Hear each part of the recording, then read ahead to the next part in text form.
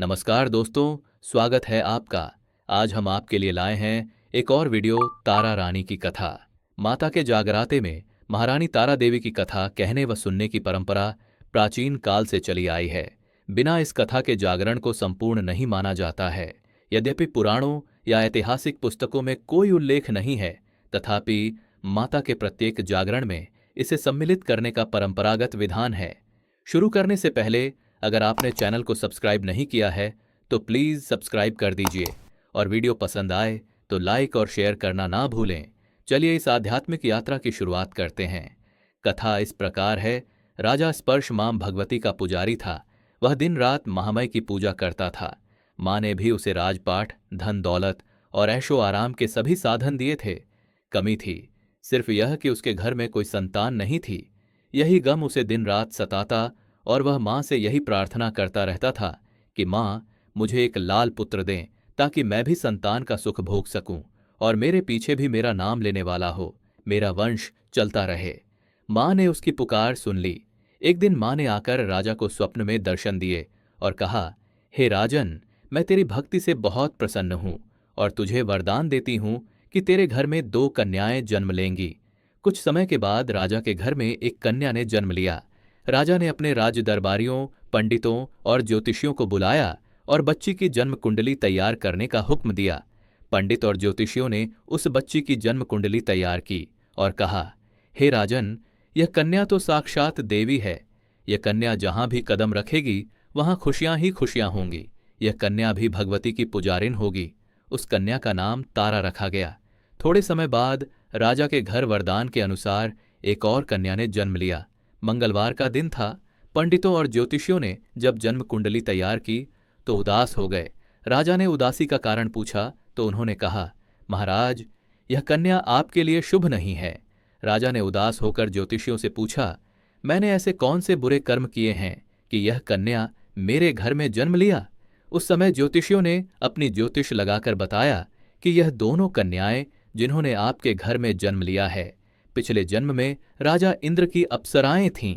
इन्होंने सोचा कि वे भी मृत्युलोक में रमण करें और देखें कि मृत्युलोक पर लोग किस तरह रहते हैं। दोनों ने मृत्युलोक पर एकादशी का व्रत रखा। बड़ी बहन का नाम तारा था और छोटी बहन का नाम रुक्मण। बड़ी बहन तारा ने अपनी छोटी बहन से कहा, रुक्मण, आज एकादशी का व्रत है, हम लोग आज भोजन नहीं खाएंगे, तू बाजार जाकर फल ले आ। रुक्मण बाजार फल लेने के लिए गई। वहां उसने मछली के पकोड़े बनते देखे। उसने अपने पैसों के पकोड़े खा लिए और तारा के लिए फल लेकर वापस आ गई। फल उसने तारा को दे दिए। तारा ने पूछा, तू अपने लिए फल क्यों नहीं लाई? तो रुक्मण ने बताया कि उसने मछली के पकौड़े खा लिए।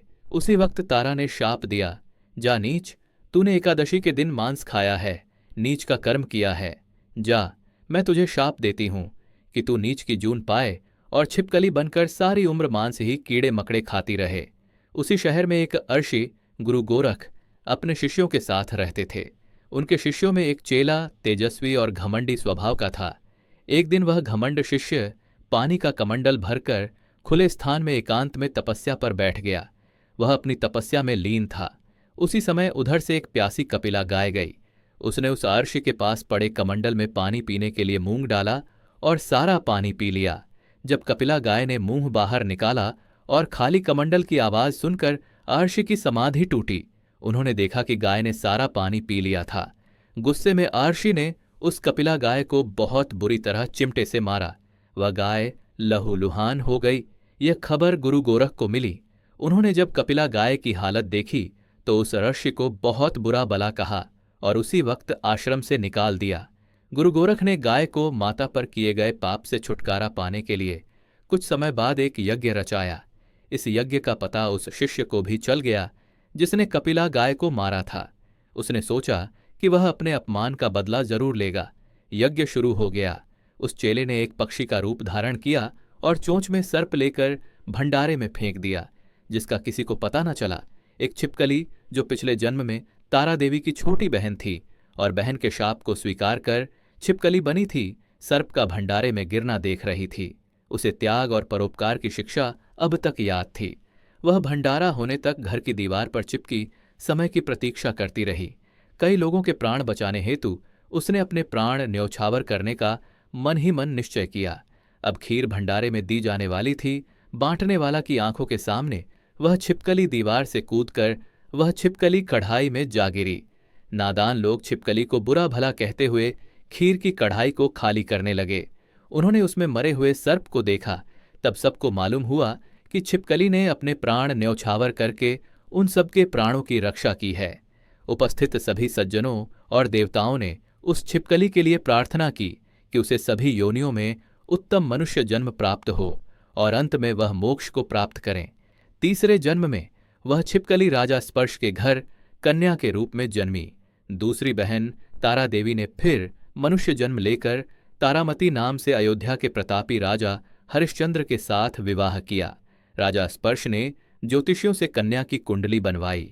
ज्योतिषियों ने राजा को बताया कि यह कन्या आपके लिए हानिकारक सिद्ध होगी, शकुन ठीक नहीं है, आप इसे मरवा दीजिए। राजा बोले कि लड़की को मारने का पाप बहुत बड़ा है, मैं उस पाप का भार नहीं उठा सकता।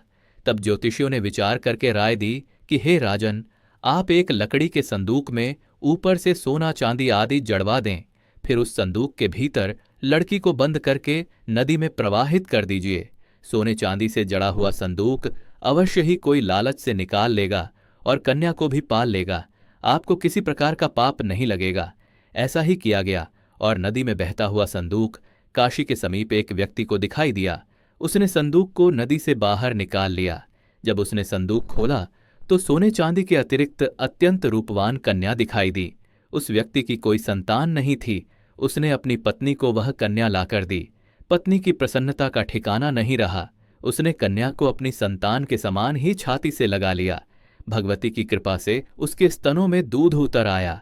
पति पत्नी दोनों ने प्रेम से कन्या का नाम रुको रख दिया। रुको बड़ी हुई और उसका विवाह हुआ। रुको की सास महाराजा हरिश्चंद्र के घर सफाई आदि का काम करने जाया करती थी। एक दिन वह बीमार पड़ गई। रुको महाराजा हरिश्चंद्र के घर काम करने के लिए पहुंची। महाराज की पत्नी तारामती ने जब रुको को देखा तो उसने अपने पूर्व जन्म के पुण्य से उसे पहचान लिया। तारामती ने रुको से कहा, हे बहन, तुम मेरे यहां निकट आकर बैठो। महारानी की बात सुनकर रुको बोली, रानी जी, मैं नीच जाति की भंगी हूं, भला मैं आपके पास कैसे बैठ सकती हूं।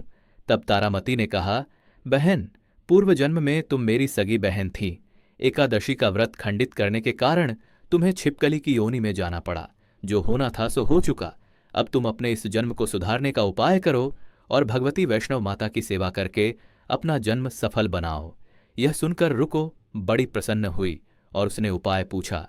रानी ने बताया कि वैष्णव माता सब मनोरथ को पूरा करने वाली हैं। जो लोग श्रद्धापूर्वक माता का पूजन और जागरण करते हैं उनकी सभी मनोकामनाएं पूर्ण होती हैं। रुको ने प्रसन्न होकर माता से मनौती करते हुए कहा, हे माता, यदि आपकी कृपा से मुझे एक पुत्र प्राप्त हो गया तो मैं भी आपका पूजन और जागरण करवाऊंगी। माता ने उसकी प्रार्थना स्वीकार कर ली। फलस्वरूप 10वें महीने उसके गर्भ से एक अत्यंत सुंदर बालक का जन्म हुआ। परंतु दुर्भाग्यवश रुको को माता का पूजन और जागरण करवाने का ध्यान नहीं रहा। जब बालक 5 वर्ष का हुआ तो एक दिन उसे माता की कृपा से चेचक हो गया। रुको दुखी होकर अपने पूर्व जन्म की बहन तारामती के पास गई और बच्चे की बीमारी का सब वृतांत सुनाया। तारामती ने कहा, तू जरा ध्यान करके देख कि तुझसे माता के पूजन में कोई भूल तो नहीं हुई। इस पर रुको को 6 वर्ष पहले की बात याद आ गई। उसने अपना अपराध स्वीकार कर लिया और मन में निश्चय किया कि बच्चे को आराम आने पर जागरण अवश्य करवाएगी। भगवती की कृपा से बच्चा दूसरे ही दिन ठीक हो गया। तब रुको देवी के मंदिर में जाकर पंडित से कहा कि मुझे अपने घर माता का जागरण करना है, आप मंगलवार को मेरे घर पधार कर कृतार्थ करें। पंडित बोले, अरे रुको, तू यहीं 5 रुपए दे जा, हम तेरे नाम से मंदिर में ही जागरण करवा देंगे।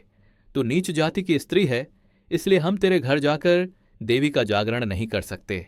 रुको ने कहा, हे पंडित जी, माता के दरबार में ऊंच नीच का कोई विचार नहीं होता। वे सभी भक्तों पर समान रूप से कृपा करती हैं, अतः आपको कोई ऐतराज नहीं होना चाहिए। इस पर पंडितों ने आपस में विचार करके कहा कि यदि महारानी तुम्हारे जागरण में पधारें तो हम भी स्वीकार कर लेंगे। यह सुनकर रुको महारानी के पास गई और सब वृतांत सुनाया। तारामती ने जागरण में सम्मिलित होना सहज स्वीकार कर लिया। जिस समय रुको पंडितों से यह कहने के लिए गई, महारानी जी जागरण में आवगी थीं। उस समय सेनाई वहां था। उसने सब सुन लिया और महाराजा हरिश्चंद्र को जाकर सूचना दी। राजा को सेनाएं की बात पर विश्वास नहीं हुआ कि महारानी भंगी के घर जागरण में नहीं जा सकती। फिर भी परीक्षा लेने के लिए उसने रात को अपनी उंगली पर थोड़ा सा चीरा लगा लिया जिससे नींद न आए। रानी तारामती ने जब देखा कि जागरण का समय हो रहा है परंतु महाराज को नींद नहीं आ रही तो उसने माता वैष्णव देवी से मन ही मन प्रार्थना की कि हे माता, आप किसी उपाय से राजा को सुला दें ताकि मैं जागरण में सम्मिलित हो सकूं। राजा को नींद आ गई। तारामती रोशनदान से रस्सा बांधकर महल से उतरी और रुको के घर जा पहुंची। उस समय जल्दी के कारण रानी के हाथ से रेशमी रुमाल और पांव का एक कंगन रास्ते में गिर गया। थोड़ी देर बाद राजा हरिश्चंद्र की नींद खुल गई। वह भी रानी का पता लगाने निकल पड़ा। उसने मार्ग में कंगन और रुमाल देखा और दोनों वस्तुएं अपने पास रख लीं। जहां जागरण हो रहा था राजा वहां जा पहुंचा और एक कोने में चुपचाप बैठकर दृश्य देखने लगा। जब जागरण समाप्त हुआ और सभी ने माता की अरदास की उसके बाद प्रसाद बांटा गया। रानी तारामती को जब प्रसाद मिला तो उसने झोली में रख लिया। यह देखकर लोगों ने पूछा, आपने प्रसाद क्यों नहीं खाया? यदि आप प्रसाद नहीं खाएंगे तो कोई भी प्रसाद नहीं खाएगा। रानी बोली, तुमने प्रसाद दिया वह मैंने महाराज के लिए रख लिया, अब मुझे मेरा प्रसाद दे दो। इस बार तारा ने प्रसाद ले लिया। इसके बाद सभी भक्तों ने माता का प्रसाद ग्रहण किया। जागरण समाप्त करने और प्रसाद खाने के पश्चात रानी तारामती महल की तरफ चली। तब राजा ने आगे बढ़कर रास्ता रोक लिया और कहा, तूने नीच के घर का प्रसाद लेकर अपना धर्म भ्रष्ट कर लिया। अब मैं तुझे अपने घर कैसे रखूं? तूने तो कुल की मर्यादा व प्रतिष्ठा का भी ध्यान नहीं रखा। जो प्रसाद तू अपनी झोली में मेरे लिए लाई है उसे खिला, मुझे भी तू अपवित्र करना चाहती है। ऐसा कहते हुए जब राजा ने झोली की ओर देखा तो भगवती की कृपा से प्रसाद के स्थान पर उसमें चंपा, गुलाब, गेंदे के फूल और कच्चे चावल थे। सुपारी वाला मैया की शक्ति से बिना माचिस या किसी अन्य साधन के राजा को अग्नि प्रज्वलित होकर दिखाई दी। इसे देखकर राजा का आश्चर्य और बढ़ गया।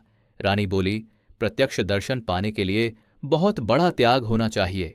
यदि आप अपने पुत्र रोहिताश्व का बलि दे सके तो आपको दुर्गा देवी के प्रत्यक्ष दर्शन हो जाएंगे। राजा के मन में देवी के दर्शन की लगन जाग गई। राजा ने अपने पुत्र रोहिताश्व का सिर देवी को अर्पित कर दिया। ऐसी सच्ची श्रद्धा और विश्वास देखकर दुर्गा माता सिंह पर सवार हो उसी समय प्रकट हुई। राजा हरिश्चंद्र ने माता के दर्शन कर कृतार्थ हो गए। मरा हुआ पुत्र भी जीवित हो गया। चमत्कार देखकर राजा हरिश्चंद्र गदगद हो गए।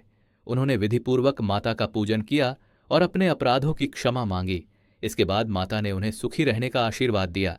राजा ने तारा रानी की भक्ति की प्रशंसा करते हुए कहा, तारा, तुम्हारे आचरण से मैं अति प्रसन्न हूं। मेरे धन्य भाग जो तुम मुझे पत्नी रूप में प्राप्त हुई। आयु पर सुख भोगने के पश्चात राजा हरिश्चंद्र, रानी तारा और रुको तीनों ही मनुष्य योनि से छूटकर देवलोक को प्राप्त हुए।